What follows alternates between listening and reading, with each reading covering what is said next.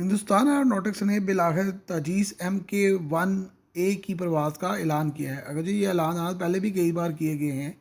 اور اس 40 سال پرانے پروجیکٹ کے لیے بہرحال یہ بہت بڑی کامیابی ہے۔ تاجیس کی ناکامی کے بعد اب تاجیس MK-1A اس کی بہتر شکل بنائی گئی ہے۔ اگرچہ یہ طیارہ جو ہے وہ میک ان انڈیا کی کہانی کے تحت بنایا گیا ہے، لیکن اس طیارے کے تقریباً سبھی نظامات جو ہیں وہ غیر ملکی ہیں، خاص طور پہ دو بڑے نظامات جو ہیں وہ غیر ملکی ہیں، ایک انجن اور دوسرا رڈار۔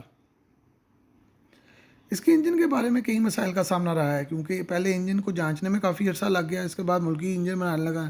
لگانے پر زور دیا گیا، پھر بالآخر F404 انجن کا انتخاب کیا گیا۔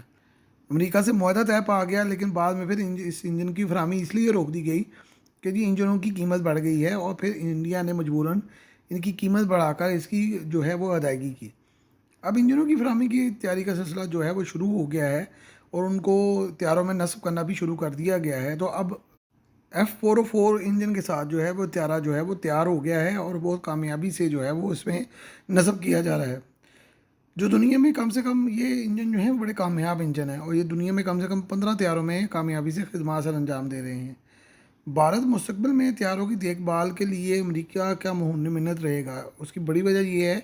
کہ بھارت کسی بھی تیسرے ملک کو یہ طیارے فروخت نہیں کر سکے گا، اور اگر یہ کامیاب ہو جاتے ہیں اور یہ دنیا میں فروخت کے لیے پیش کیے جاتے ہیں تو پہلے امریکہ کی اجازت لینی ہوگی، کیونکہ اس میں امریکہ کے انجن لگے ہوئے ہیں۔ اس طیارے کے رڈار جو ہیں وہ اسرائیلی ہیں، ELM-2052 جو ہیں ایزا رڈار جو ہیں وہ اس میں لگائے گئے ہیں۔ اس رڈار کو وسیع پیمانے پر بھارت نے خریدا ہے،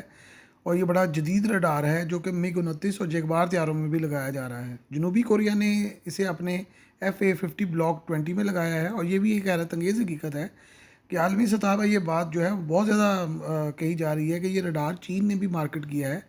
جس کی تمام خصوصیات اس رڈار کے مطابق ہے۔ جو اسرائیلی رڈار ہے وہ کہا جاتا ہے کہ اسرائیل سے چین نے محدود پیمانے پر خریدا ہے یا